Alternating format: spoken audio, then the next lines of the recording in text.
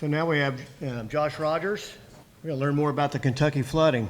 Morning, everybody. I know this is not really a preservation activity, but I just thought I'd real quick jump through some what Kentucky has dealt with the flooding in eastern Kentucky. It was a big deal, and I just thought I'd kind of go through. I know as bridge engineers, bridge inspectors, bridge preservationists, we put out a lot of fires, literally in some cases, and then of course always putting out fires with emergencies and everything else. So this is just a kind of a little summary of what we've dealt with since July 27th. If anybody has not been to eastern Kentucky, as you can tell right there in that red circle, it's part of the Cumberland Mountains, next to the Appalachian Mountains, and it's really mountainous terrain, low-lying areas, and a lot of creeks and rivers. Of course, we've got some major rivers in this area, Kentucky River being the most significant big river, and then also there's all kinds of tributaries and creeks that run off from the Kentucky River. And of course,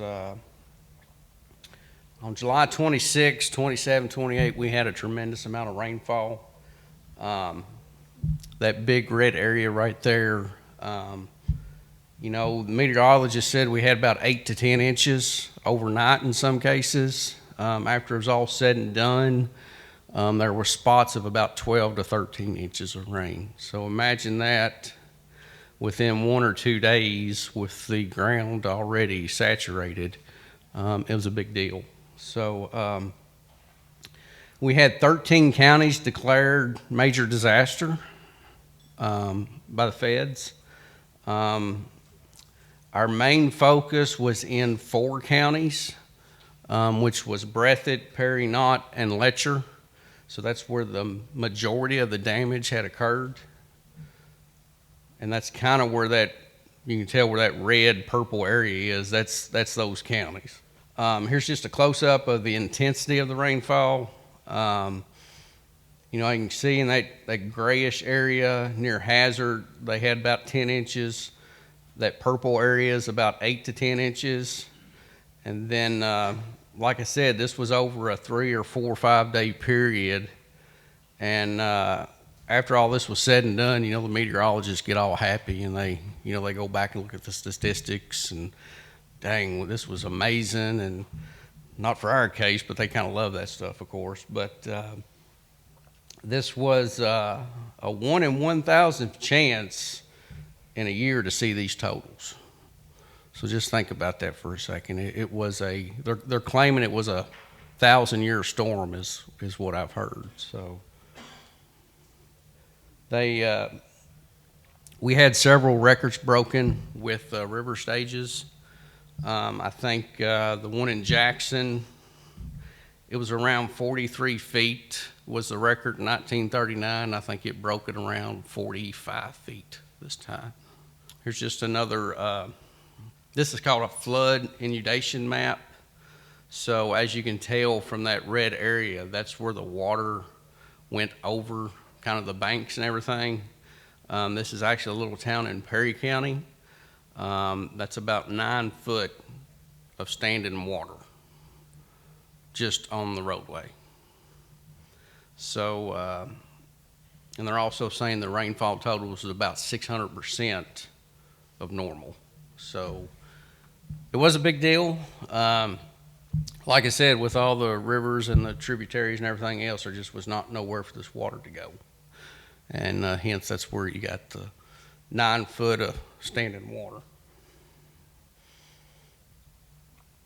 Just a few pictures we all like seeing. I believe this one here was downtown Hazard. You can tell the main Kentucky River there on the right side of the screen, and then, you know, just the town of Hazard was just inundated with water. Here's another one. I think this is along Kentucky 15. So, like I said, if you're not familiar with eastern Kentucky, you know, you can just see the mountainous terrain and the hollers and everything else. There's just nowhere for this water to go. Here's another one.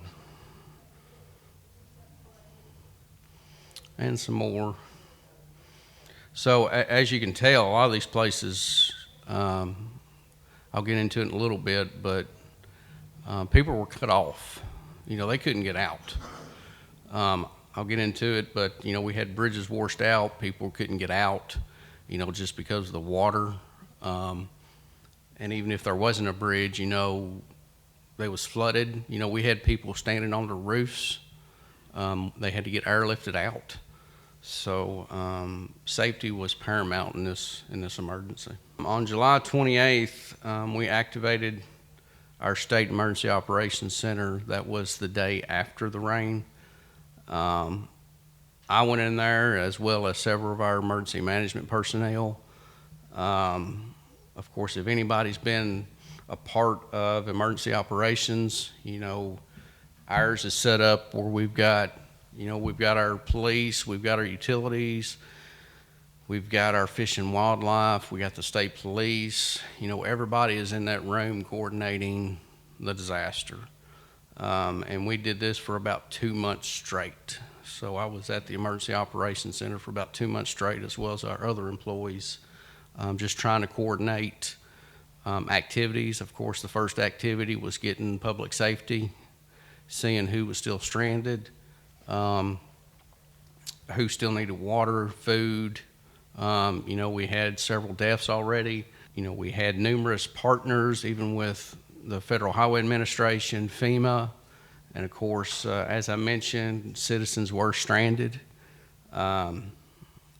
Search and rescue crews began immediately, and I think I heard we had over 600 flights for search and rescue to get people out that was stranded. This was people on their roofs or people that had a bridge washed out, they didn't have access or no way out. So ended up doing 600 flight operations. Just a few more statistics. Had about 18,000 without water, 27,000 without power, and like I said, 43 deaths. 4 of those were children. And then, of course, numerous road and bridge damages. And a big thing, we had a tornado last year, and there was a lot of debris, but a lot of that was just structural debris. This debris here was anything and everything. Not just houses and buildings, but vehicles upon vehicles, appliances, washers and dryers, and then of course vegetation was a big issue as well. So a lot of debris. As well as search and rescue operations going on immediately, we started doing health and wellness checks because, we had elderly that were stranded, people that had to get to the hospital for insulin or dialysis, those people just didn't have a way to get there. We also started our infrastructure assessments immediately. We had about 1,100 bridge inspections within about 10 days. I think that's pretty, well, it's damn good if you ask me. So it was a lot. I mean, we identified which structures could have been affected by the flooding. We got our in-house personnel. We also called in other district bridge inspectors because we had bridge inspectors in the area that, some of them lost their stuff. They was working with their family, so we wanted to make sure that they took care of their stuff first while we got other assets from districts. And we also called in consultant bridge inspectors to assist them. Not only just the bridges, but we had several, probably more so than anything, all the roadway slides and breaks, culvert washouts. So all those assessments had to be completed as well. And private bridges. That's more of a 4-letter word here lately for us because, like I said, if anybody's been down there, everybody has a bridge across the river or a creek to get to their house. Just because of the holler and the way the creek and the road runs, there's a private bridge going to somebody's house. So, as a state agency, we cannot touch them. Federal Highway Administration cannot touch them. So we are currently working with FEMA to see how to assess those. I think there is some coordination going on with FEMA reimbursing. I think it's a category B, I believe, to replace those structures, but that is a FEMA-led operation. I think last I've heard, we've got about 300 private bridges that need to be rebuilt. Getting a little bit more into the damage assessment, primarily on bridges. These two here just tell a lot, I think. You know, we've got a new type of pier there on the right side that we may just leave. No, I'm kidding. But yeah, I mean, cars literally just got trapped underneath the bridge. That tells you how high that water got.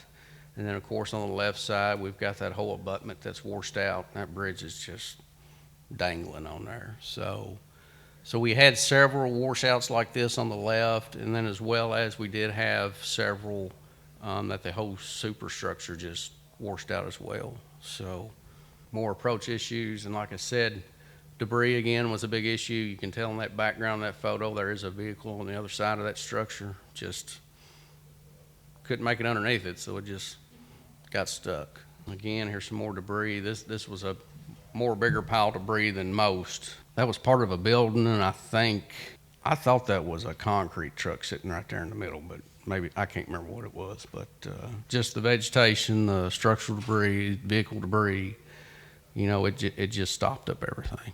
And not only just debris trying to get underneath the structure, but of course debris over top of the superstructure. So just a bunch of trees laying over this one.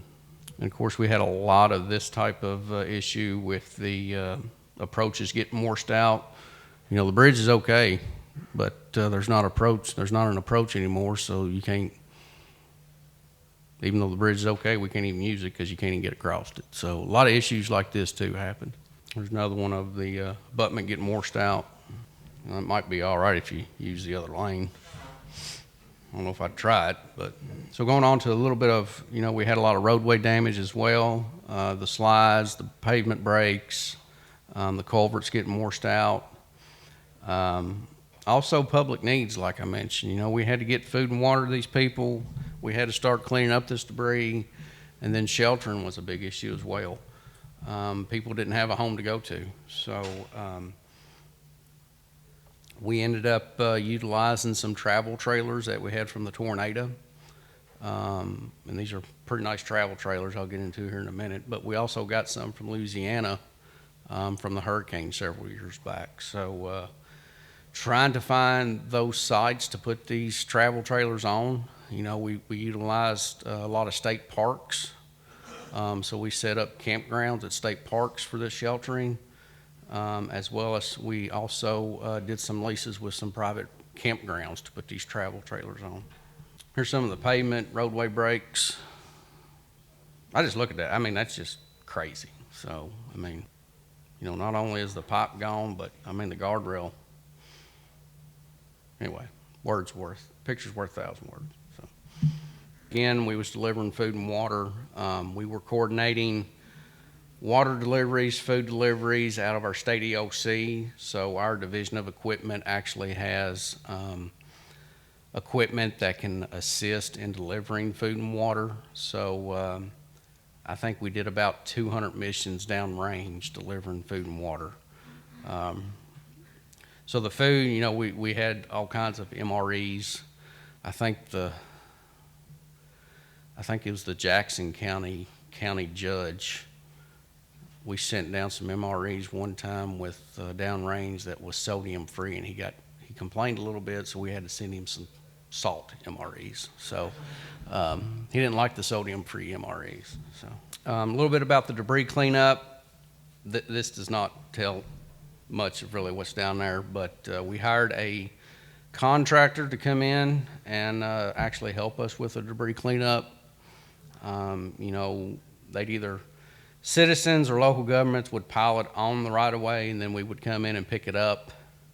And then one of the biggest challenges was we had to have a debris safety site or approved site to put this stuff on. So that was FEMA.